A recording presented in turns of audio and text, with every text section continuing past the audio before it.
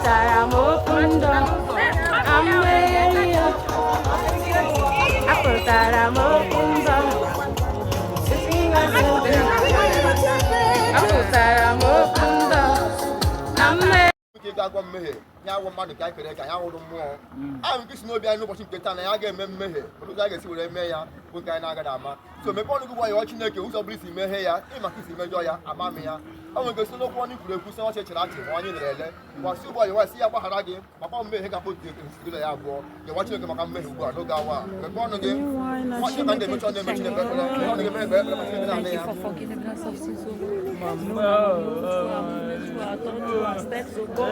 we beg for, we plead for forgiveness upon our life, upon our loved ones, upon myself, upon my family. Jehovah have mercy. The one we know, the one we did not know, Jehovah have mercy upon our lives in the name of Jesus. Father, have mercy in the name of Jesus.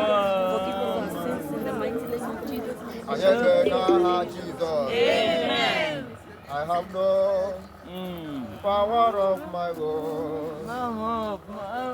I have no power of my own. Oh yes, oh. I know.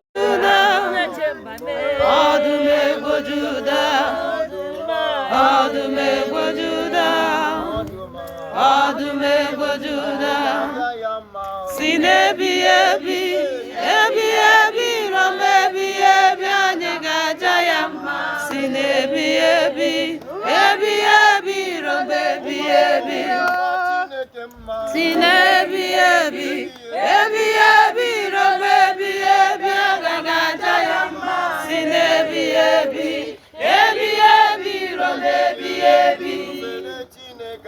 Sinebi ebi, ebi ebi, robe ebi ebi, agagaja yamba. Sinebi ebi, ebi ebi, robe ebi ebi. Sinebi ebi, ebi ebi, robe ebi ebi, agagaja yamba. Sinebi ebi, ebi ebi, robe ebi ebi. Oh Chineke, oh Yama, oh Chineke, Mama dirigo, Yama, oh Chineke, oh Yama, Mama dirigo, Chineke. Anya biawo eze anya, eze n'igwe, anya biawo n'iru gị. Anya biawo eze, eze n'igwe, anya biawo n'iru gị.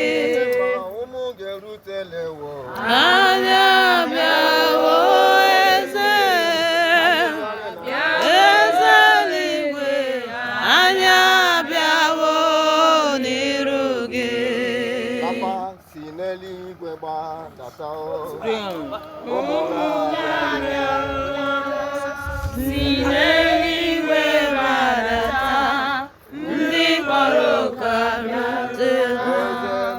Si n'eluigwe gbadata, ụmụ ga-erutewo. Si n'eluigwe gbadata, ndị kpọrọ ụka bịarula.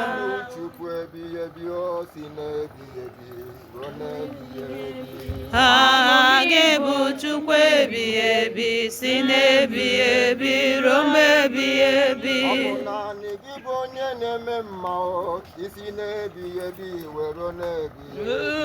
Ọ bụ gị bụ Chukwu ebighị ebi, si n'ebighị ebi ruo mgbe ebighị ebi. Nọ n'ebe agha. Ihe zote dị mma.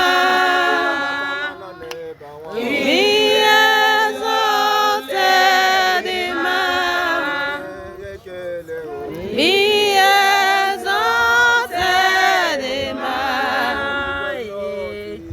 Ihe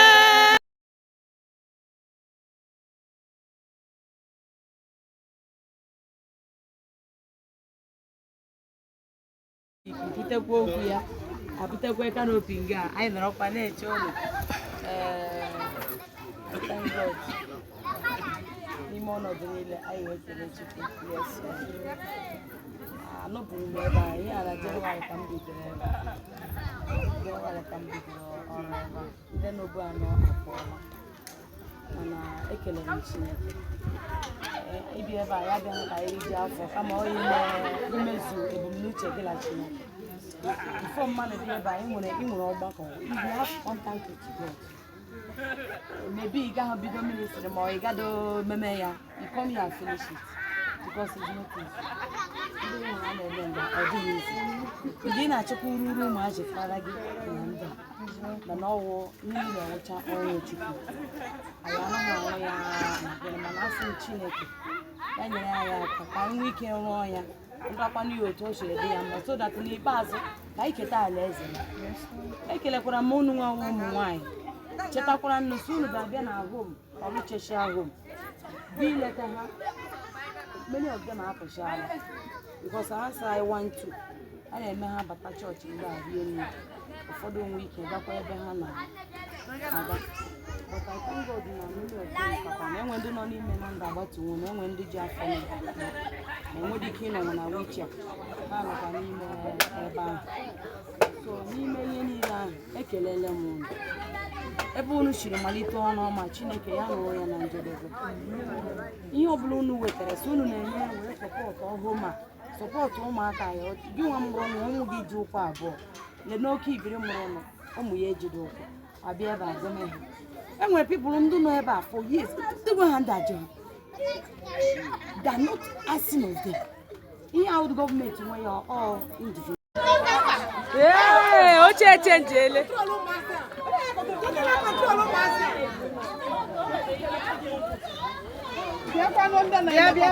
Mau, your camera na dada. Yes, live and direct, Nolu. Yes, chai. It's nice to be here. Hey, one day is well. Thank God for our founder. Honestly, this man is wonderful. You can see what is happening here today. We thank God for everything, and we appreciate her. Without her, we cannot be here. And also, all the children are so happy to see us. You can see our gifts. We are here live and direct in the motherless home and the less privileged. We thank God for everything we are doing here today. Bless God for everything. Thank you, our Ogbako Umunwanyi Igbo worldwide, home and abroad. Our founder, God bless and our general coordinators and our patrons and all the subordinates. Thank you for everything. Thank you. Thank you. God bless you. We love you. Thank you. Love you, Mama. We love all you, Ogbako Umunwanyi Igbo, from Owerri, Imo State. Live and direct.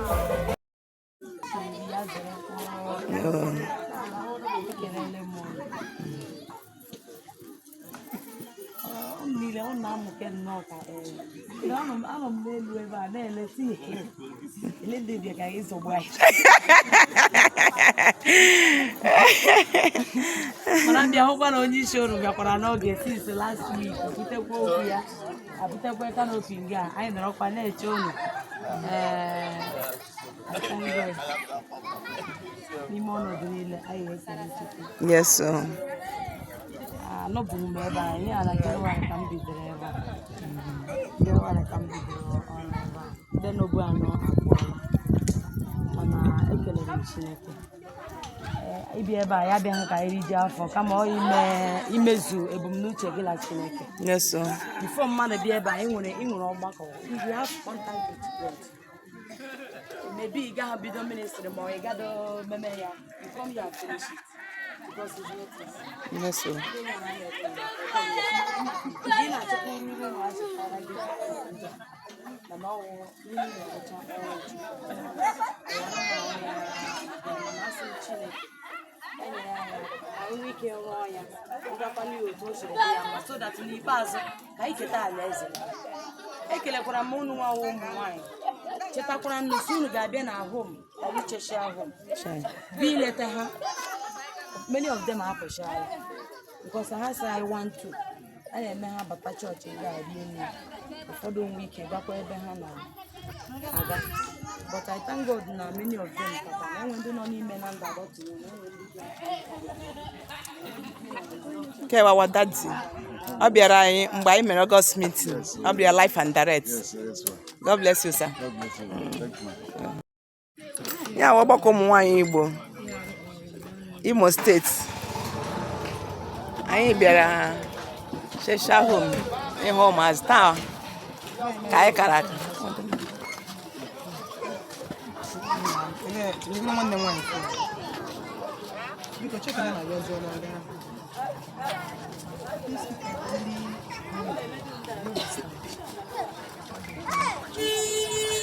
Ụmụaka ndị anyị jiri bịa mmadụ ka nkụ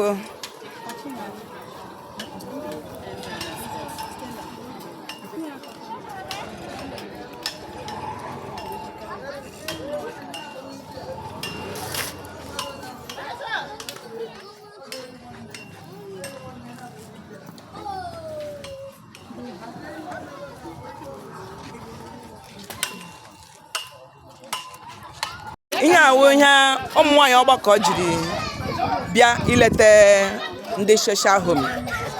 Unu lee anya lekwanụ ihe ndị Imo steeti ji bịa ịbịa ahụ ha. O bughị ibu ope mpe mana ọrụ Chineke ka anyị na-arụ, so anyị bịara ka anyị jiri eje ozi ha bịa bịa dịka ọgbakọ na-eme. Si anyị kelere m mmadụ niile ndị Eziada Imo steeti unu agbalịka iwepụta oge unu wepụta taịm unu wee ịbịa mee ka ụmụaka ka obi dị ha mma ka Chineke gọzie onye ọbụla n'otu n'otu ma maji onye ọbụla mmaji kwuru mmaji n'aha Jizọs amen and amen. Na-agbalịala ụmụ nwaanyị Imo steeti ekelela unu n'ụzọ pụrụ iche dịka unu si wepụta wee gọzie ụmụaka Chineke ga-agọzi onye ọbụla n'otu n'otu n'aha Jizọs amen and amen. So one man nọkwa school o. So my princess nọ school n'Enugu. Na so ọgbakọ bụ ịbịa eme ụnụ ya obiọma nna m nwaanyị ya agwa na-egwe nwe ya meganụ ọnọdụ ọgbakọ ụmụ nwaanyị Igbo worldwide na-eti ha ụmụ anyị n'obiọma nwanne o yeso amalịcha dadio otu a the mommy nna o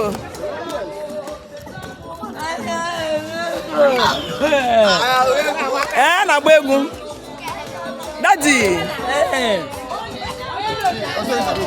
na so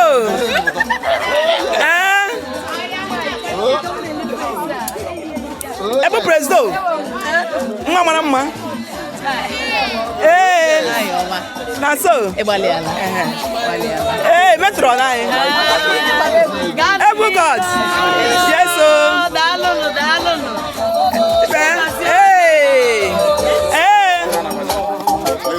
ya no na so